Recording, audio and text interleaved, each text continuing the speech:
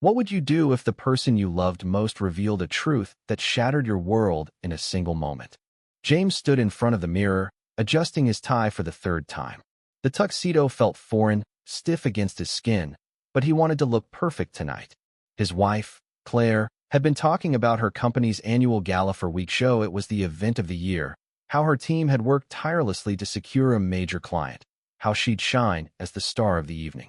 She hadn't explicitly invited him, but after 10 years of marriage, James assumed his presence was a given. He'd even taken the day off to surprise her, to be the supportive husband she deserved. The ballroom was a vision of opulence. Chandeliers cast golden light across tables draped in white linen, and laughter mingled with the clink of champagne glasses. James scanned the room, his heart swelling with pride at the thought of Claire commanding this space.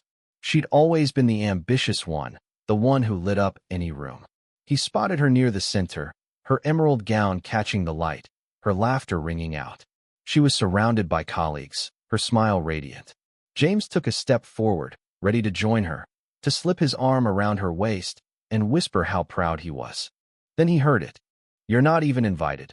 Claire's voice cut through the hum of the crowd, sharp and dismissive. James froze, his breath catching. She wasn't speaking to him, she couldn't be. He edged closer, staying out of her line of sight, his heart pounding. A colleague, a man in a sleek suit, chuckled and leaned in. "What? You didn't bring your husband to this one either?" Claire's laugh was light, but her words were ice. "James? God, no." He'd just stand there, awkward, not knowing anyone. "This is my night." The room tilted. James felt the air leave his lungs, his hands trembling as he backed away. He wasn't supposed to hear that. He wasn't supposed to be here. The realization hit like a physical blow. Claire didn't want him here, didn't want him in this part of her life. He stumbled toward a shadowed corner, his mind racing. Had she always felt this way? Had their marriage, their shared mornings and quiet nights, been a lie?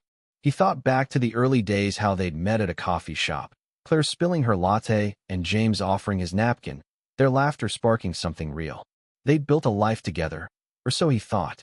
But lately, she'd been distant, consumed by work, brushing off his attempts to connect. He'd chalked it up to stress, to her climbing the corporate ladder. Now, her words echoed in his head, each one a shard of glass. James could leave. He could slip out, pretend he'd never come, and let Claire have her night. But something in him refused. He wasn't just her husband, was a person, deserving of respect, of truth. He straightened, wiping the dampness from his eyes, and walked back toward the crowd. The music swelled, and Claire was still there, laughing, oblivious.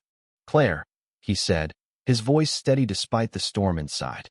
She turned, her smile faltering as her eyes met his. The colleagues around her fell silent, sensing the shift. "James," she said, her voice a mix of surprise and something else, guilt, maybe. "What are you doing here?" "I thought I'd surprise you," he said, his gaze unwavering. "I wanted to support you, but I guess I wasn't invited." Her face flushed, and she opened her mouth to speak, but no words came. The silence stretched, heavy and suffocating. Her colleagues shifted uncomfortably, their eyes darting away. James felt the weight of every moment they'd shared, the vows, the late-night talks, the promises crumbling under the truth of her words. "I heard you," he continued, his voice low but firm. "And I deserve better than this." Claire's eyes widened, a flicker of regret crossing her face. "James, I didn't mean." "You did." He cut her off, not harshly but with a quiet strength. "And that's okay. I'm not here to ruin your night. I just needed you to see me, really see me, one last time." He turned and walked away, the ballroom's glamour fading into a blur. The night air hit him as he stepped outside, cool and sharp, grounding him. He didn't know what came next, divorce, reconciliation, or something in between, but he knew one thing. He was worth more than being an afterthought. As he walked into the city's glow, James felt a spark of something new. Not anger, not despair, but hope. He'd shown up, not just for Claire, but for himself. And that was enough.